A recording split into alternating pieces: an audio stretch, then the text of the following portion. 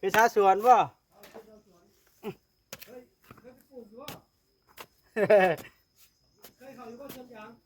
เคยคือการสร้างเพิ่นเอิ้นครับพี่น้องเอ้ยไปเฮ็ดได้นะเพิ่นว่าแต่งตัวหมู่คือแท้เพิ่นว่าอ้าวเฮาเฮ็ดเวียกเมื่อกี้เฮ็ดสองคนก็เมื่อกี้ชื่อตัวนั้นใดกี้นั่งลงบอกเพิ่นฮะทัศพลลูกสะเทืองเอาผมดีลงย่านงัวเขามาคุมกกน้ยังกองน้ำเจ้าเนาะเจ้าหาลักหัวมาคุดขุมพังเด้อตัวนั้นก็ได้บัดเจ้านั้นนะบอกอ้ายลิงเจ้าได้ตาม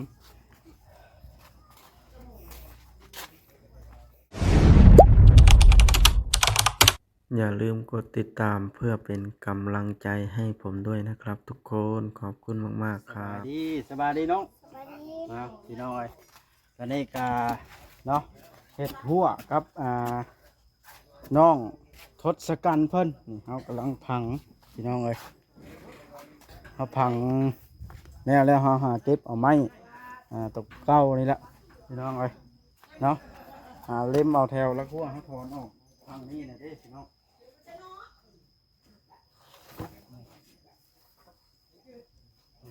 เป็นลักหัวไม่จิกพี่น้องแกนเยอะเอาเห็ดสองคนกับลูกสอดเทือง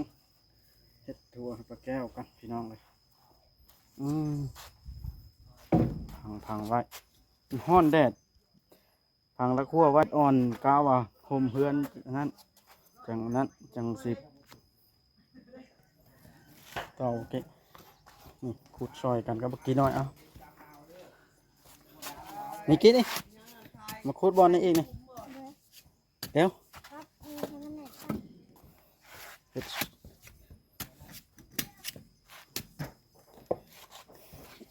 เด้พี่น้องลักหัวเพราะว่าเขาเน่งเพียกข้างแน่เด้นี่พี่น้องเอ้ยเด้หลายพอดีเลยตัวนี้เสียวลักนี่ใส่ขุดไปเปเด้อมาเสียมเดียวบางไอ้ขุดเองโอ้เห็ดเวียกเนาะเห็ดเวียก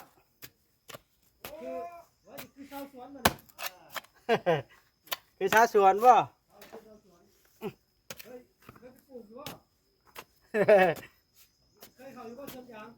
เคยคือการสร้างเพิ่นเอิ้นครับพี่น้องเอ้ยไปเฮ็ดได้นะเพิ่นว่าแต่งตัวหมู่คือแท้เพิ่นว่าอ้าวเฮาเฮ็ดเวียกเมื่อกี้เฮ็ดสองคนก็เมื่อกี้ชื่อตัวนั้นใดกี้นั่งลงบอกเพิ่นฮะทัศพลลูกสะเทืองเอาผมดีลงย่านงัวเขามาคุมกกน้ยังกองน้ำเจ้าเนาะเจ้าหาลักหัวมาคุดขุมพังเด้อตัวนั้นก็ได้บัดเจ้านั้นนะบอกอ้ายลิงเจ้าได้ตาม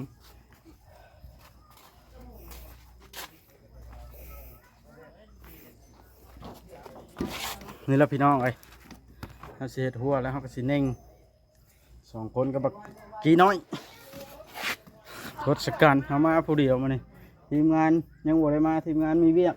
เบาลี่ไปบ้านปาวอนบ่บดเลยมาเฮ็ด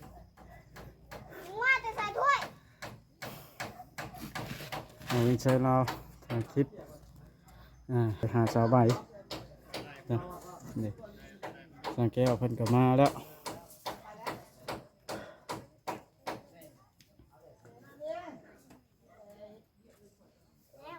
เรียบร้อยแล้วกี้เลาะตามเบิ้ง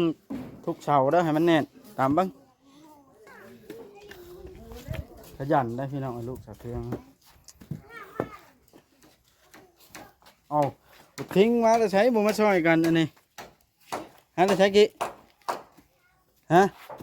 เอาให้นิสัยดีบดีแท้หมอนี่ยังใช้ประเทศย่างคึงไปเสยโอ้หมอนี่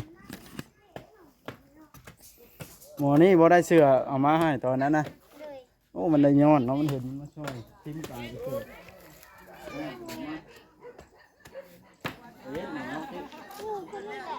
หมักไปหาปืน งูตัวนะ หมักไปหาปืนไหนคุณแม่เนาะตอนตะกี้มีปืนวันนี้ต่อไปต่อ นี่พี่น้องตะนั่ง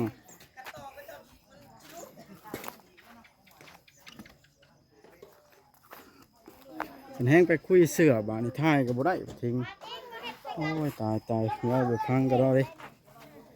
โอ้เห็ดก่อนว่าเห็ดจะกันมาเห็ดจะกันก็อ้วนเลย อย่ามันไปไว้ทิ้งมันบ่ใช่เสื้อนี่เออ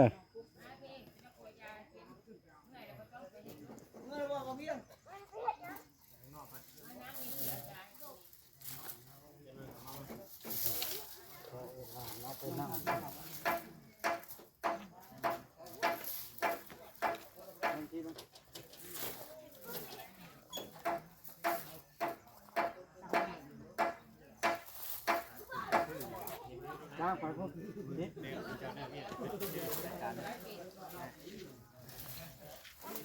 นักไหม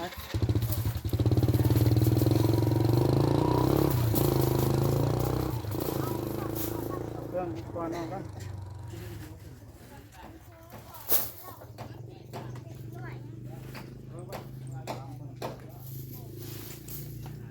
โพสต์ตัวส่วนมันเอาปากก่อน เราเฮ็ดเองเลยบ่น่ะ เฮ็ดเองเลยแล้ว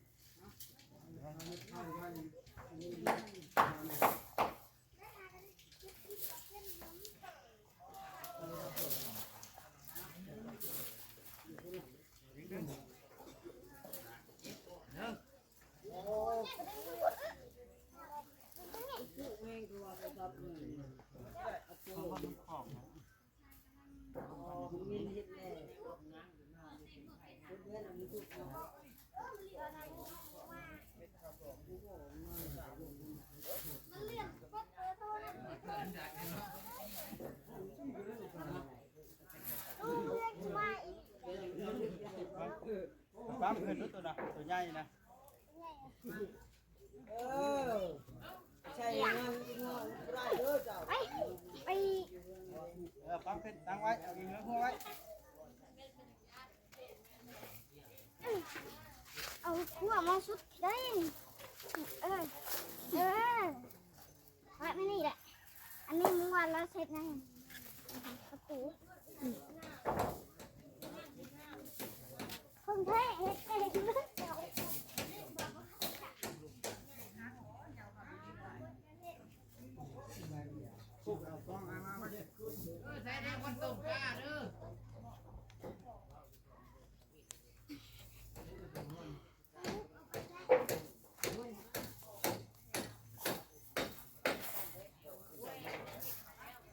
ตั้งใจบวช ดึงขึ้นนี่ดึง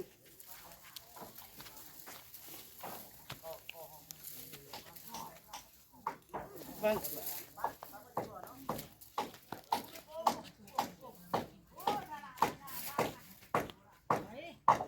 เอาค้อนตีมาตอกเล็กจินี่ ไม่รู้ที่จะรู้วันที่ ให้ตอกเด้อลูกสะเทืองมาซอยเราเห็นน้อง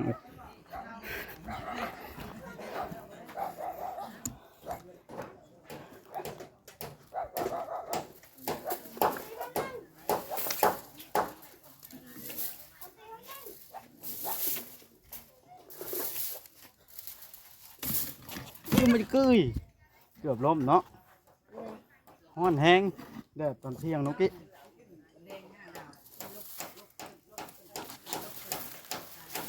ฟังขึ้นกี้ฟังขึ้น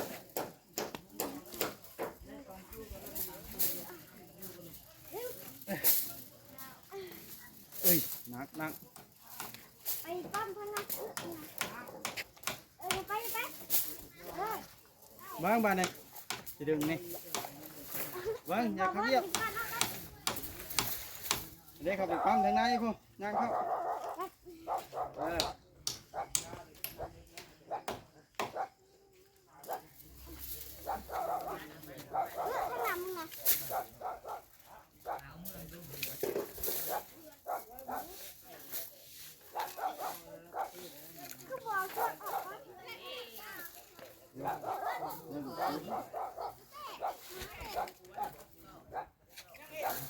โอ้เริ่มเลยสีแล้วเหรอพี่น้องเลย จอกจะได้ออกไปตี ถ้าออกในหันแล้ว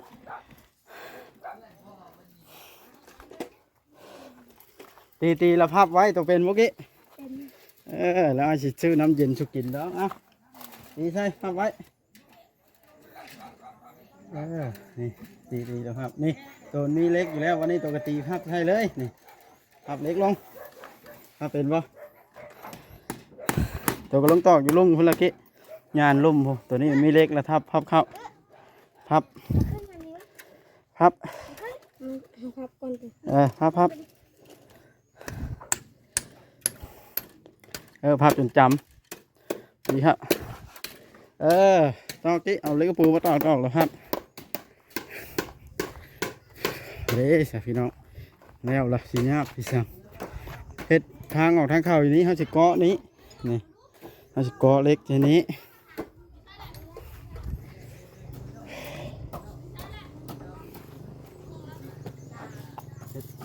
ลูกสะเทืองเรามาซอยพี่น้องเลย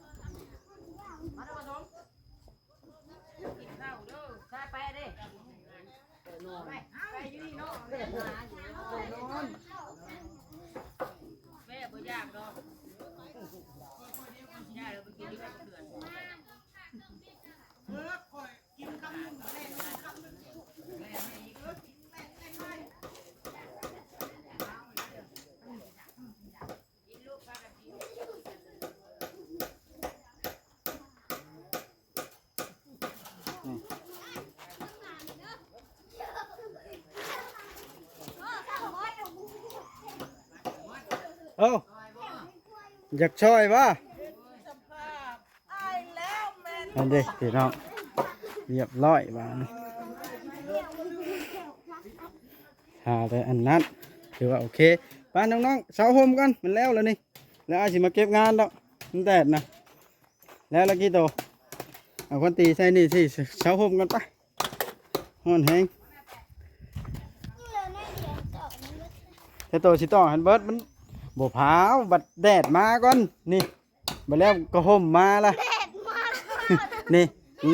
เงาเฮือนกำลังสิมานี่มีแนวตัดเล็กบ่มีครีมตัดเล็กบ่ท่านเจ้าอ่ะ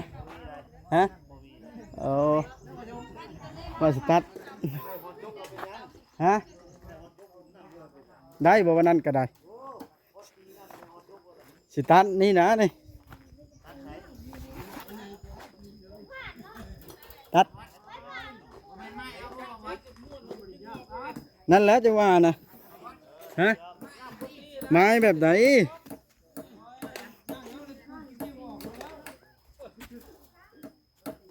มันหมุนบ่ได้นี่แล้วมันบ่มีครีม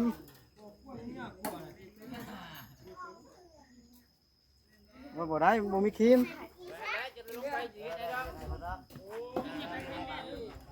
เข้าห่มก่อนเกี้ยฮะ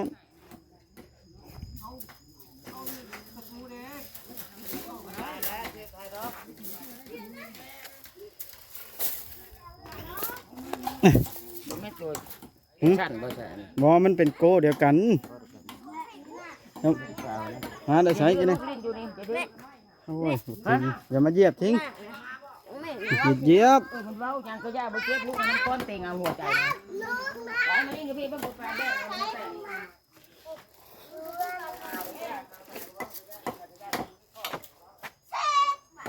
ไม่นาลีนะลุงมึงหลังใส่หมวกเนาะใส่หมวก พอละเด็กบอกให้เขาห่มก่อนสยันลิพวกนี่ให้เขาตอกลิกระปูพี่น้องให้เขานิ่งให้ เห็ดมันก็ตัว เอาไปเบิ่งก่อนเขาเอิ้นหยังทั้งนะโอ้พี่น้องเอ้ยเอามาหยังอันนี้ เอามาคัดแท้นั่นดิจ้ะคัดแท้แต่หน้ากับใครออกใครเข้าเขาก็สิจับเล็กบ่ครับ จับเล็กรุ่นแล้ว บาดมือให้มือว่า น่ะ เก้ามันแหละอันนี้เก้ามันแหละนี่ เอาเห็ดเรียบร้อยแล้วไปเบิ่งในเฮือนสะเทืองก่อนพี่น้องเลยโอ้โหฮ้อนแฮง ตำให้กินน่ะ ไผตามหุ้งกินนี่ ของบ้านของบ้าน สะเทืองนี่เอาเลย เรื่องน้ำต ใจดีเทวะ คุณมา คอยคือฮ้อนได้ซะ ประมาณนี้ตัวกินตำหูมันก็เย็นเลย พาแต่ซ้ำซาสวนข่อยบานนี่ หวายคือล่ะ คือเลย คือเจ้าส่วนเลยเอามานั่งนำกันมานะ ฮ้อนแฮงพี่น้องเอ้ยเบิ่ง ไปเด้อเอา ไปตามหุ้งช่วยกันกินได้หุ้งอะไรใช้ไอ้เทือง ซื้อเช้านี่เด้ไปซื้อเช้านี่ซื้อแล้วนั่งกินผู้เดียวฮู้ ฮ้อนแฮงคุยเสือกัน แบบบ่แซ่บเลย เส นะ พเลยคนเดียว นั่นแหละ ทางน้ำให้กินในลิง เคยูเดียว ฮ้อนแฮงเอาแต่เสือจนเปียกแป๊บเดียวเสือนะเฮ็ดหัวแป๊บเดียวมันฮ้อนเนาะ สั่งข้าวสวยเนาะ ดึงพอกิน ท่านเบิ่งจะกินอะไร แม่นำมา แองแซ่บ ขอบใจเนาะ เอามานั่งเบิ่งพอกินเด้อว่าเจ็บ โอเคโอเค จะเบิ่งจากหน้าเขากินกระเสพลูกเบิ่งนี่เบิ่งภาพนี่เนาะโอ้ มินใส่เสื้อ เขาห่มก่อนทศกัณฐ์ มา อัน แล้ว นี้ นี่ บอกในได้เฮ็ดแบบบ่เขาห่มกับน้องเขา บอล ใส่ก่อนลูกหลาน กินแล้ว เขาดูเองน้อยเนาะเขาเด็กเหมือนเด็กน้อย กู เขา ใส่ เป็นส่วนเขาไปพี่น้อยผมมีหมู่เฮ็ดน้ำก็เลยชวนเอาเล็กน้อยไปเฮ็ดน้ำเขาไปพี่น้องจะกิ เบิ่ น ง อะไร จังได๋ ไปอันบ้านประวรไปหาสาวใบสาวใบออกเด้ ออกเอาลูก ออกจากศูนย์บำบัด เข้าใจแล้วเห็นคุณถอยรถไหม้บ่ ขอซื้อ รถไหน รถแบบนี้แหละรถเบา โมแมนถอยได้ซื้อโอ้ยที่บอกว่าได้เด้อ สดบ่ แม่น ตาตก ซื้อสดแล้วเรา ยื้อเอาเด้อเข้าเลยใส่ติดเดียวทำได้ เป็นลูกไผ่ เป็นได้เป็นเขา กินเลยจะหน่อยห้องท้องเลย โอ้ยเอาพัดลมมาเปิดแบบในห้อนแห้งนั่งบ่ได้แล้วนี่ ไปนั่งอยู่รถไปนั่งอยู่รถผมกล่องมา ตุ๊กมันโชว์ขี้พุ่งเลยตุ๊กนี่พี่น้องไอ้ฮะนั่นแล้วเห็นละดวง บอกให้ใส่เสื้อตัวใหม่โอ้ยกูว่าได้หลายตัวแล้ววานเนี่ย คอยรูปให้ก็พอละลายมีเสื้อผ้า ลืมใส่แล้ว ว่าจังเรามักโชว์ขี้พุ่งเอาพี่น้องไอ้คลิปนี้ก็ได้สิจบคลิปก่อนมันฮ้อนแดดแห้ง ไม่กิน